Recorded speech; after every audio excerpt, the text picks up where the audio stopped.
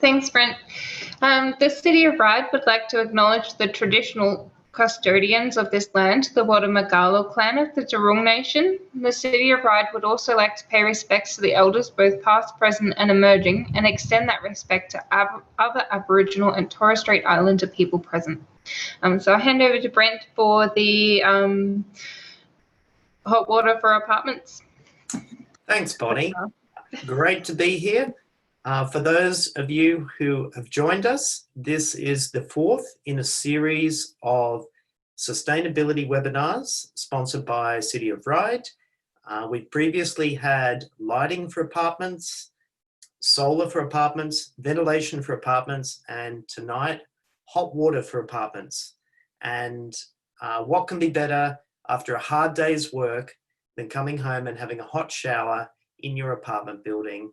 It's one of the great joys of vertical village living. So we've just got a few more people that are joining us, but we'll get started on this webinar. If you've got questions, we just ask that you put the questions into the question box, into the chat box. And after we've had the presentation, which will take about 30 minutes, then we'll have plenty of time for Bonnie to read out the questions, and we'll try and answer them and give you as much guidance as possible. So let's get into hot water for apartment buildings. On the front page here, we can see 5 towers of an apartment complex. These are actually just over at Lane Cove. And why these are featured is because this entire apartment complex has hot water heated using electric heat pumps. And we'll come back to why that's great for the environment and great for people's hip pockets later on in this presentation. So tonight we'll be covering how hot water fits into sustainability for apartment buildings, why we might want to upgrade our hot water plants, some of the barriers for strata, and we'll talk about the great Aussie innovation of solar thermal hot water, and then about the new technology of heat pumps. We'll look at some different hot water models that we've got in our apartment blocks, and some case studies from large to small to show that everyone can participate in moving to a future of low carbon emission, energy efficient hot water. So first of all, sustainability in apartment buildings can refer to a wide range of energy, water and waste measures. It can also cover new areas such as solar, batteries and electric vehicle charging. There are 340,000 apartment buildings in Australia, according to the National Strata Insights report. These strata buildings are housing 2.2 million Australians, representing 15% of households. And the insured value of Australia's apartment buildings is now exceeding $1.1 trillion. So over time, we're hoping that all 340,000 apartment buildings in Australia start to resemble the picture we have on the screen at the moment. Now, why would you want to upgrade hot water in an apartment building? So, according to the Australian government's Your Home website, water heating is the largest source of greenhouse gas emissions from an average home. And water heating accounts for about 21% of the energy used in homes. So in Australia, we've got a mix of different fuel types that are heating our water. About 48% of water is heated using gas, 45% using electricity, 3% is using LPG, and about 4% is using solar. Now, if we break that hot water usage down, more than half of hot water use is in the bathroom, a third is in the kitchen, and a third is in the laundry, and the remainder is in the kitchen. Now, in Australia, gas used to be a cheap form of energy, And many apartment buildings built since the 80s have been constructed with centralized hot water systems on recirculation loops. So basically, one gas plant that's servicing all the apartments in the building. In these buildings, you can imagine, let's just think, you know, in the middle of winter, it's quite cold. Sometimes these hot water boilers are actually outside the physical location of the building, just sitting out in the elements. And you've got these hot water systems heating the water up to maybe 65 degrees, circulating it around the building, and it might be losing 10 degrees on that circulation loop. Then it gets back to the boiler, is reheated again. And this is going on 24 hours a day, even when people aren't having showers at 3 a.m. in the morning. And keep in mind, sometimes these hot water plants aren't on maintenance contracts, and the pipes that come out of the hot water plants may not have any lagging on them, or the lagging's deteriorated over time. So this is something that's pretty typical in our apartment buildings across Australia. Now, there are a couple of, obviously there are some short-term improvements that people can do around hot water, which is, if you've got one of these systems, make sure that you don't have leaking tanks, make sure that the lagging is refreshed, and you might also want to drop the temperature within legal limits. So you've got to make sure that at the furthest extremity from the hot water plant, it's not under 55 degrees, so that Legionnaires doesn't become a problem. But some apartment buildings, you know, they can save a little bit of money just by dropping their set point from 67 to 65 degrees. Now, in the 70s, we had a whole bunch of apartments constructed, our 3- and 4-story walk-ups, sometimes red brick, sometimes white brick. And these apartment blocks were often built with individual electric hot water tanks for each of the individual apartments. And so another place that we can find hot water in some of our older apartment blocks is in the communal laundries. So sometimes you'll have a hot water tank that just services the washing machine.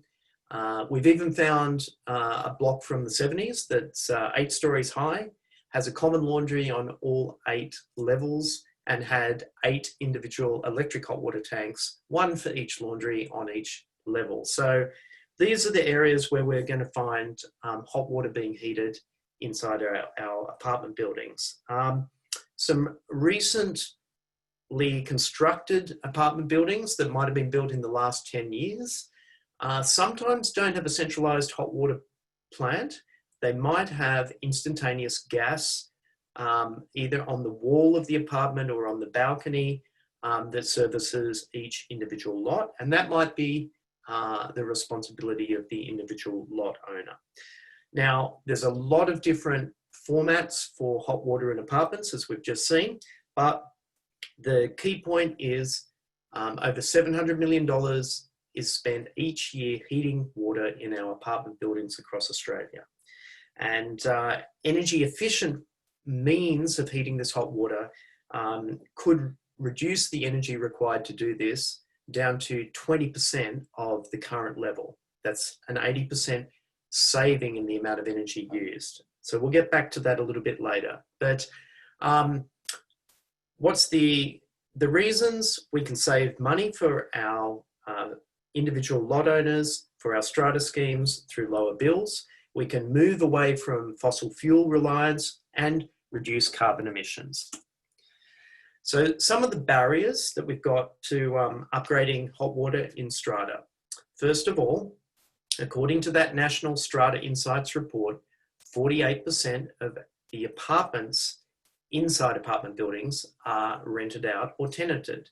So this means that the owners in an apartment building are broken into 2 groups, owner occupiers and owner investors. And sometimes the owner investors have a different approach to capital works in that particular building. If they're not getting the benefit of those hot showers themselves and the reliability of an efficient hot water system, they might be less likely to want to approve capital works to make the investment. However, what we're going to show is that there is a way to create a win-win situation for owner occupiers, owner investors, and tenants through making hot water more efficient in our apartment buildings. Now, communication is a challenge. In strata, we've got strata managers, strata committees, owners, residents, tenants, all these people. There can be breakdowns in communication. And one thing that we've mentioned earlier in the series is that WhatsApp groups or WeChat groups can actually improve the communication between residents within an apartment complex. Apathy has been a problem in strata, and things are just known to move slowly.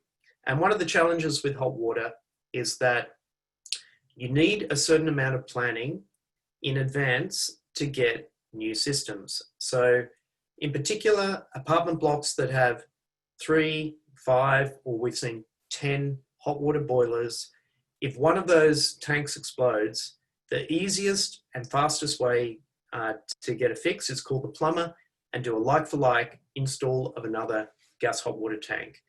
That keeps hot water in the administrative fund and it doesn't become a capital works fund item.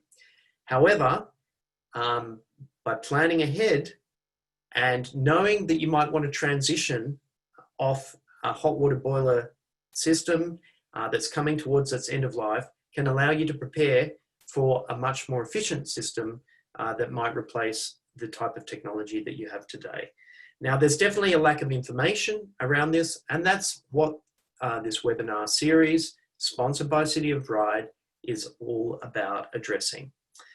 Sometimes finance is a problem to upgrading hot water in strata buildings, and sometimes switchboard capacity might also be an issue if you wanted to move to electric heat pump. Now, the opportunity, we've got a diagram here from Ausgrid. Ausgrid is the electricity grid that's underneath the Ryde City Council area. Now, you can see that hot water can represent 37% of the electricity costs inside a typical household. And this is actually higher on this diagram than heating and cooling, which surprises a lot of people who might think air conditioning is the largest electricity cost. Now, another thing I'll just mention, the New South Wales Parliament is currently debating a strata schemes amendments for sustainability infrastructure, and that would apply to any form of renewable hot water system that you might want to install into your apartment building in the future. It's temporarily been, the passing of this bill has temporarily been held up by an amendment from people that want to introduce pets into strata. But basically, when it is passed, copying something that's already been passed in Western Australia, you'll only need an ordinary resolution, not a special resolution, to do the capital works upgrade to put a renewable hot water system into your apartment block. So you'll only be chasing 50% of votes, not 75% as the threshold from the owners. Now, we have to pay tribute to solar thermal hot water. This was a great start, and if we go back to 1953, Solar Heart, with technology developed by the CSIRO, which was 20% more efficient than solar thermal hot water heating up until that point in time, allowed Solar Heart to become a runaway success and export technology into 40 countries around the world. And you can see, even today on the screen, there's a a solar thermal hot water system there at the Samar building at 46 Harper Street. But there's something that's more efficient than solar thermal hot water, and that is heat pump technology. Now, heat pumps are not a new technology. Another name for heat pump technology is reverse cycle air conditioning. So if you're comfortable with the technology behind reverse cycle air conditioning, you should be perfectly comfortable with installing a heat pump. So we've got a diagram here. In essence, what you are doing with a heat pump is capturing air temperature, ambient air temperature, and using that to heat the water. Now, the way that it does this is through using a refrigerant. So imagine that you've got a refrigerant in a heat pump that's maybe got a boiling point of -28 degrees. If the temperature in the air is any higher than that, that energy will be sucked into the heat pump, be put through a compressor, and it'll be used to heat water through a heat exchange process. So this process for heating water consumes about 80% less energy than a traditional gas storage hot water system. Now, the other thing is heat pumps heat water slowly, and they store it in tanks a bit like a battery. So when you heat water slowly, you're not consuming as much energy as when you use instantaneous electric or instantaneous gas for heating. So this is a very efficient means of heating water, and we'll have a look at some applications to different setups in strata buildings that could benefit from heat pumps. But first of all, we just want people to be comfortable with the idea of a heat pump. I actually had a friend who lives in a house rather than an apartment building call me yesterday. He had his electric hot water tank explode, and he said, should I consider a heat pump? And basically, I gave him some detail to show that, compared to what he's got at the moment in an individual house, he'll save about $680 a year by switching to an electric heat pump. While they're a little bit more expensive up front, the payback over 10 or 15 years gives you a lot of saving. So you could expect to get your payback on a heat pump system maybe within 3 to 4 years. And after that, you're just making money every day through your savings. So we're going to have a look at 4 different hot water models in strata. So first of all, let's consider individual apartments that might have their own gas or electric hot water system.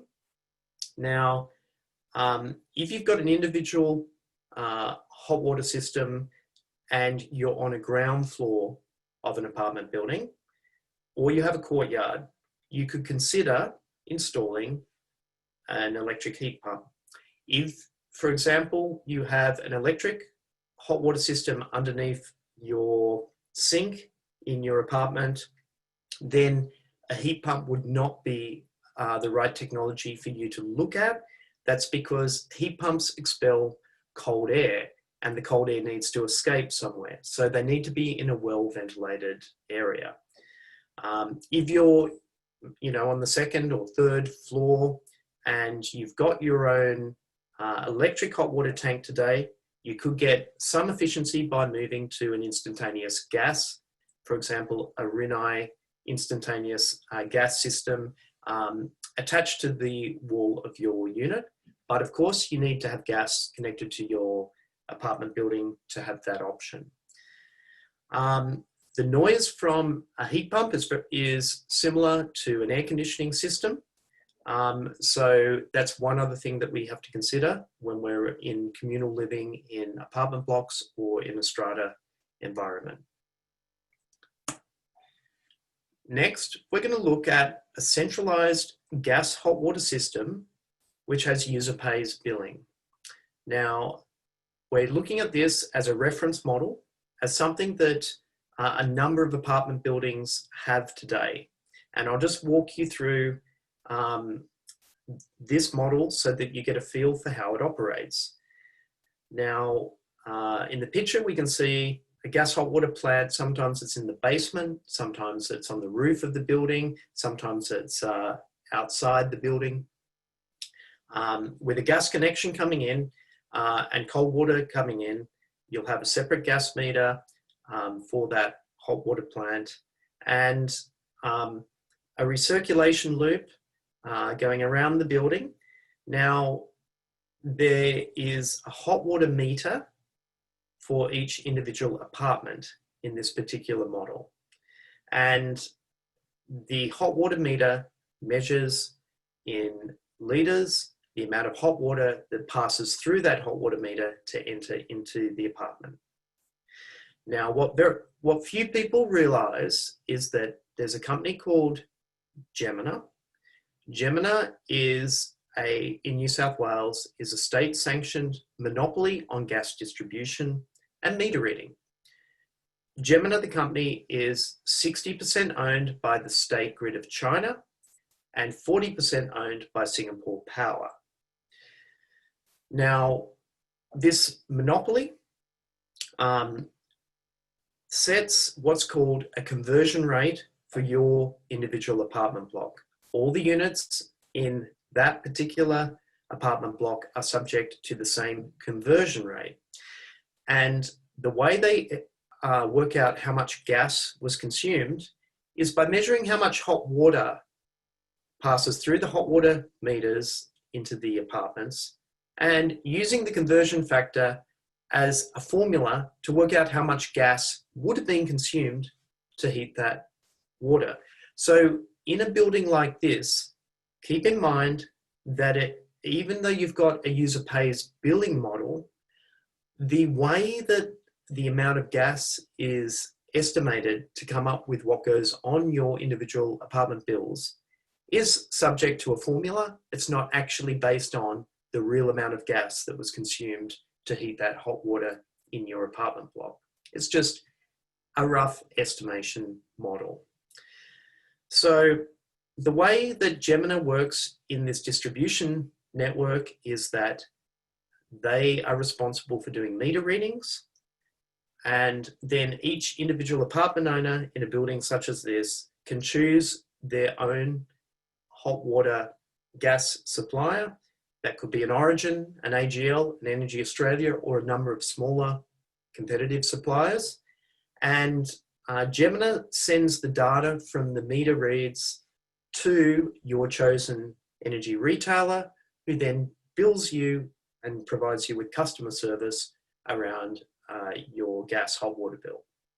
So this is a model that is quite common where you have a centralized gas hot water system in an apartment building.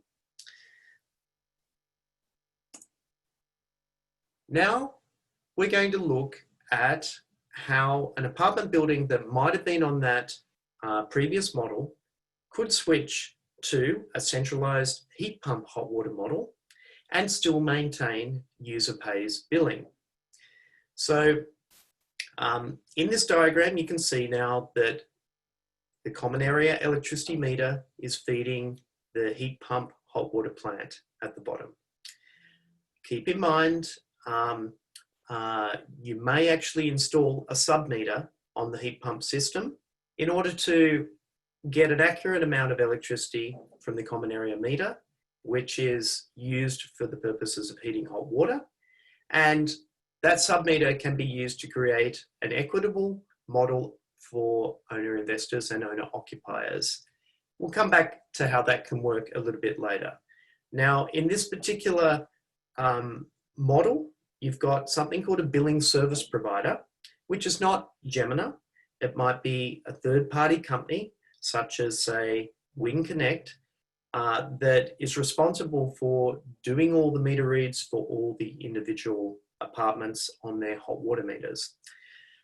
In an apartment block that's under this centralized heat pump hot water model, you would not have a choice to go out to market and switch between Origin and AGL, or AGL and Energy Australia, for your gas and hot water bill. You would be all in a group buying situation with one billing service provider, but the owners corporation can negotiate with that billing service provider to set the rate for billing residents for the use of hot water in the apartment complex. You may also, when moving to this model, upgrade old hot water meters to new hot water meters which might have remote reading capability. And the bills are sent to each individual apartment, whether that's a tenant or an owner-occupier, by the billing service provider. And the billing service provider can also pay back to the owner's corporation the cost of the electricity for the heat pump, such that you've got a model that doesn't disadvantage owner investors. So this is a model that can be achieved inside an apartment complex, and you're getting the benefit of a cheaper fuel source, being using ambient air temperature to heat the water with some electricity, and something that's already much less carbon intensive for the building. Now we're switching to another model, heat pump model, for a centralized hot water service in an apartment complex. And in this model, the hot water is paid through strata levies. There aren't any individual hot water bills issued to the individual owner occupiers or tenants inside the complex. Now, under a heat pump model such as this, an owner investor would actually negotiate a slightly higher rent with their tenant on the basis that the rent is paying for the utility cost of hot water. Similar to the previous model, you've still got the electricity sub-meter on the heat pump hot water plant. And an extra benefit of this model is that you cut out all the meter reading costs altogether. So this would become attractive in a much smaller strata building. A much larger apartment complex, such as the one we saw on the front page, Meriton Rise at Lane Cove, would not want this model, but it would work for a smaller apartment building, a white brick or a red brick walk up, and we'll look at a case study around that later as well. So basically under this model, you've achieved an efficient fuel source for heating the hot water in the building. You've also eradicated meter reading fees, and you also have a possibility of disconnecting entirely from the gas network if there are no gas cooktops or gas bayonets for space heating inside any of the apartments. Okay, so now let's jump back to Meriton Rise, which we saw on the front page of this webinar. So you've got 367 1 and 2 bedroom luxury apartments. At this particular site, Sunpack Hot Water designed and installed energy efficient heat pumps for all the towers. This building was set up with remote meter reading capability, and the company known as Wing Connect is the billing service provider for reading those meters and billing all the individual apartments for hot water. Now, if this building had been run on gas, it would be costing about 60% more for heating hot water in comparison with the heat pump solution that they have today. Now, if we jump onto the top of the roof of Meriton Rise, you can see down the bottom here, the thing that looks like an air conditioner is one of the heat pumps, and you've got a lot of hot water storage tanks there. The heat pump is able to expel its cold air and there's no risk of the heat pump sucking in its cold air again, reducing its coefficient of performance. So the coefficient of performance around a heat pump can be very high, over 5 for an individual house, maybe 6 or 6.3, which is unheard of compared with traditional electric or gas hot water systems performance. Here we are on top of one of the other towers. You can see that there's the need to exhaust the cold air from the heat pumps, and that's being funneled out through the grill.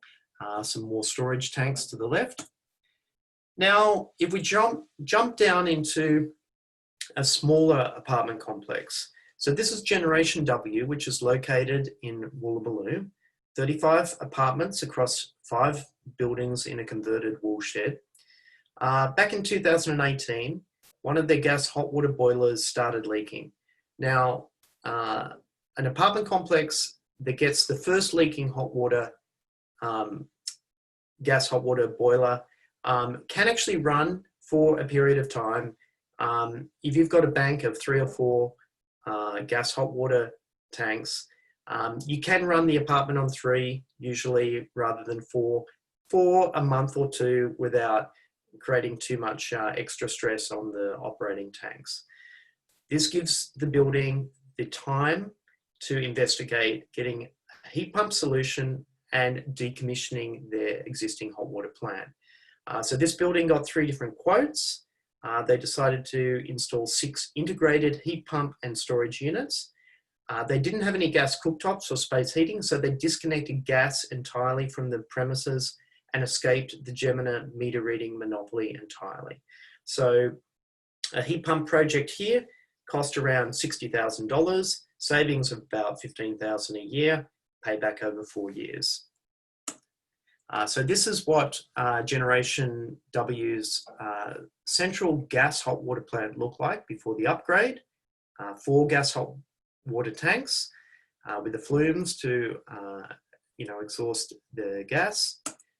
This is the aftershot where you've got 6, in this case, quantum hot water heat pumps. You can see the heat pumps are on the top and the storage units are below. So this is an example of fitting a heat pump into a relatively small hot water plant room off the side of the basement car park. There's also a ventilation fan here on a thermostat. If it gets too cold in this area, the thermostat triggers the fan to run, blowing that cold air away from the heat pumps and dispersing it over the cars in the car park area so that the heat pumps aren't sucking in their own cold air and they're sucking in warm air and operating efficiently.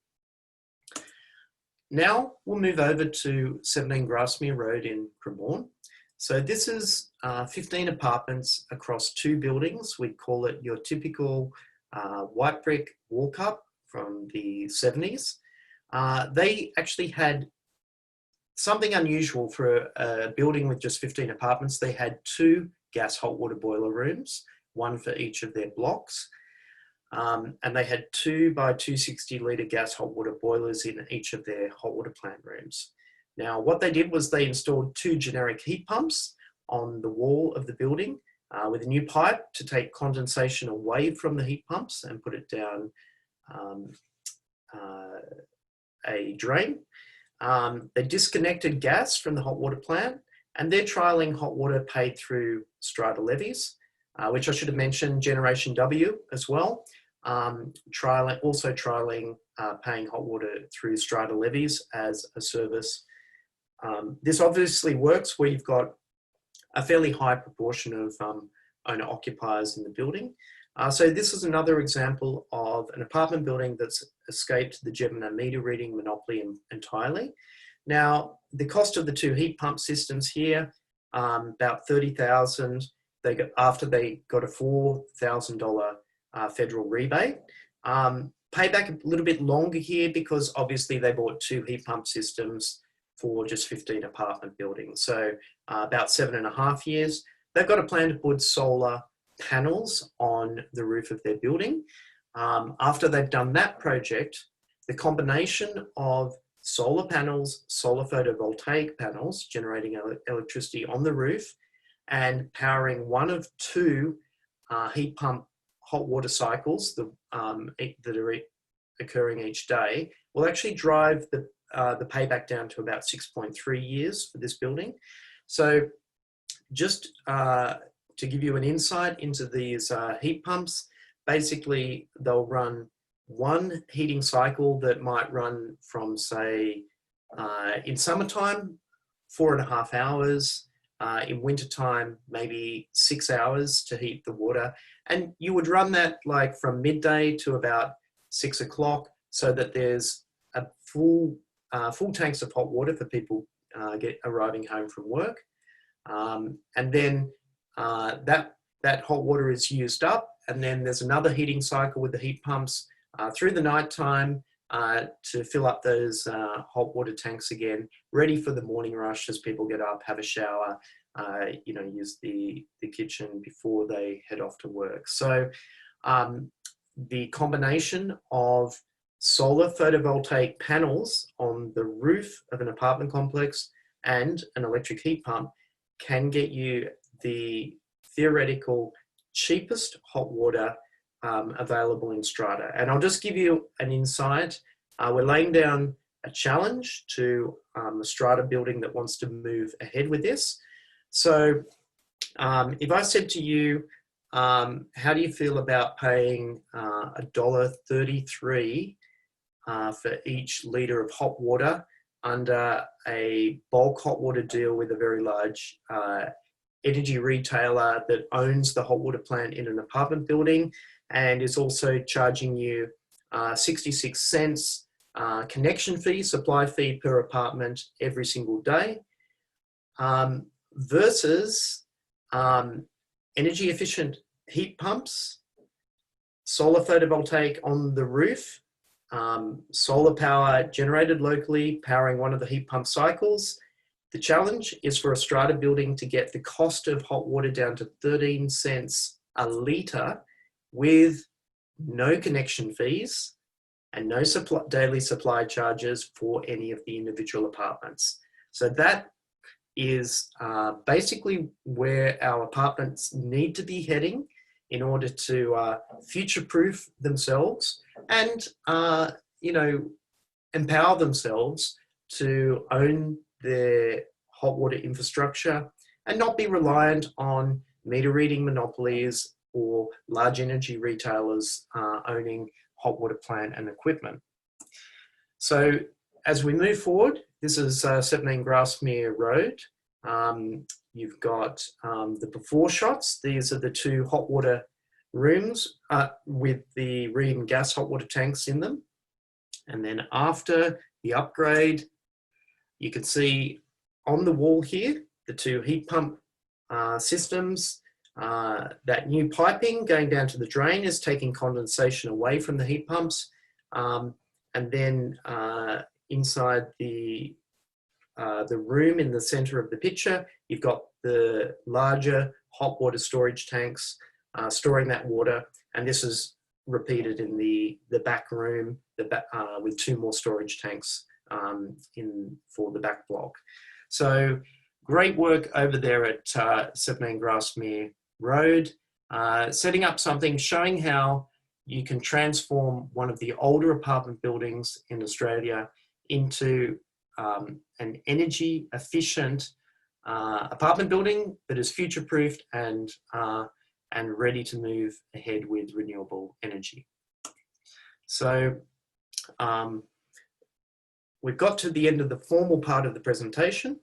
We're now happy to take any questions, but before we do that, I'll just pass back to Bonnie and she'll give you a little update on some programs being run by Ryde City Council. Thanks, Brent. We do actually have two questions.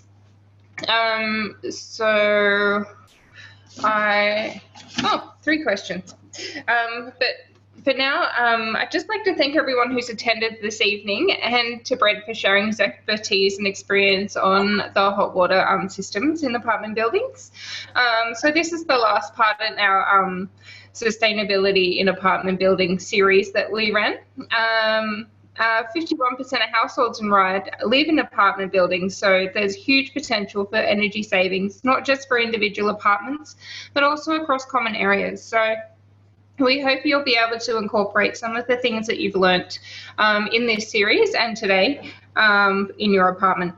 The City of Ryde offers some other sustainability programs helping to build sustainable communities and reduce a carbon footprint.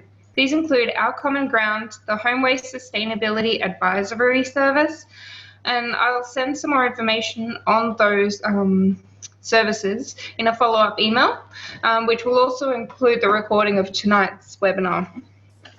So the questions that we have are,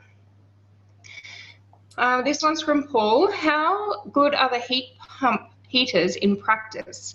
His friend had one a while back, and the heater was, the water was tepid at best, and the heater died after about 5 years.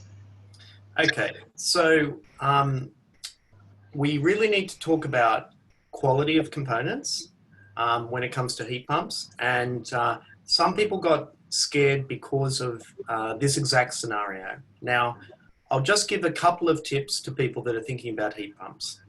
There are over 20 different manufacturers of heat pumps that are available in Australia. A bunch of these are manufactured in Japan, and a bunch of them are manufactured in Southeast Asian countries such as Thailand. There have been quality issues with, for example, Southeast Asian manufactured heat pumps in the past. So one of the things that we would always recommend is at least getting a quote from a reputable Japanese manufactured heat pump. You know, I'll give an example of an environmentally friendly heat pump system for a larger building. Comes from Mitsubishi Heavy Industries. It's the Mitsubishi Qton. That's a heat pump system that actually uses a natural refrigerant, CO2. So that's the other thing is the newer heat pumps are using natural refrigerants, say propane, butane, or the best is carbon dioxide as the refrigerant. The older heat pumps were in the RJ series of refrigerants, which are the ones which, you know, you actually, when you were decommissioning an air conditioner, a fridge, or a heat pump with that type of refrigerant, you should actually take it away and get the gas taken out of the device so that it doesn't affect the ozone layer. So look at the high quality manufactured heat pumps. We saw some pictures of quantum heat pumps installed at Generation W. Sunpack Hot Water has a range. So just try and stay with quality components so that you don't have this problem that you know, was illustrated with the short lifespan. Okay. Okay. If anyone else has any other questions, there's a chat function at the bottom bar, so you can type your questions in there. We have another question from, we have a question from Gazelle. You mentioned heat pumps can't be in an enclosed area. Does this include a basement car park? So heat pumps can't be installed easily in some very tight enclosed areas such as a plant room. However, a car park actually can be a very good place to put a heat pump. And, you know, if you had a hot water room that's on, for example, the ground floor level of a car park with access to natural ventilation through a grilled garage door or louvers, that's a great spot to put a heat pump. Because car parks are actually retain heat inside them, And so, you know, you get good operation of heat pumps in those locations. Where you can't do it is in a pokey cabinet gas hot water room, unless you do, you've got enough space that you might put a new extraction fan or something like that to suck the cold air out of that room. But yeah, you can do it in a car park area. You can do it, sometimes the model is where you've got a hot water plant room off the side of a car park. You just put all the storage tanks for hot water in that old gas hot water plant room and actually hang the heat pumps off the roof or on the wall of the car park area. So that's the model for doing it in a car park space. Yeah. And then another question from Paul. He currently has an individual 50-litre electric hot water heater located in the kitchen. There's no gas in the building. Are there any more effective options? Can I put a heater pump on the wall outside my unit? Look, if you're able to, if for example, you've got a friendly strata where you would be able to get an air conditioner put on the wall of the apartment building, you could go down that path and see whether you could get that approved, a heat pump approved to be put on the wall of the apartment building. The challenge is a lot of strata buildings don't allow people to attach things on the wall. So it would come down to basically the age of the block. But if you're a block that already has a bunch of air conditioners out there, or air conditioners on, say, the awning, where, you know, there are shops underneath the apartment building, then you would have a good chance of getting approval from your strata to put the heat pump out there. Otherwise, the question is, do you have gas connected to your building? If you've got gas connected to your building, the cheapest option is to go with that instantaneous gas, like the Ryde system, slapped on the wall outside your apartment. But if there's, I can see there's no gas in your building. In your particular case, yeah, see whether you can get that approved by the strata. You would need a special use bylaw in your favour to be able to do this. If you're on a top floor apartment, you can put the heat pump on the roof, on common property, on the roof of the apartment building. That definitely works. So, and that's probably easier to pass. So it depends where you are up the apartment block and whether you can get that permission, you know, to hang it on the outside. Obviously, penthouse owners are in a better position because they can get permission to install it on the roof. Okay, and then the last question we had was also from Paul. How long should a heat pump system last? So I was just speaking yesterday to someone who's got 2 individual heat pump systems for houses, one from a company called Sandon and another from Reclaim Energy. And he was mentioning to me the internal glass in the tanks. Another thing that's expanding the lifespan of the heat pumps is maybe not having as hot temperatures inside the tanks. You know, instead of 95 degrees as the top temperature, 65 degrees as the top temperature, and the glass lining in the tanks not fracturing. And you should be looking at up to 15 years for that heat pump system if you're buying from a reputable, reliable manufacturer. Okay. We've got another question from Paul again. What preparation should I make before the old heater dies if he wants to install a different type of system? Yeah, so now's the time to start getting that special use bylaw passed with your strata scheme in advance of the death of your existing hot water system. So you can go to, for example, an online bylaw site such as Do It Yourself Bylaw, or go to a strata lawyer, get drafted up, you know, maybe as cheap as $299. you'll get a special use bylaw that you can take to your strata body and ask them to pass this in advance of your hot water system dying, so that when you're ready to do the upgrade, that bylaw is already in place and you've got the permission to put it on the wall, or if you're at a courtyard or a ground floor apartment, put a little concrete slab next to your apartment on common property and sit the heat pump on that. So that's what you should be doing now, going out there, getting your heat pump hot water special use bylaw passed in your favour for your individual lot. And then when your system dies, you don't have to deal with strata. Everything's in place, ready to go. You just call your plumber for install of the heat pump. Awesome. That was all the questions we had. Did anyone else have any other questions? Type in. No, I think that's it. Okay, thanks, Bonnie. Thanks everyone for joining us, and thanks to the City of Ryde for sponsoring this series. This video will go up onto YouTube, and you'll be given a link in the next couple of days, so you can join us. And for those of you who weren't able to join us live, we hope you also enjoyed watching this presentation after the event. Thank you so much.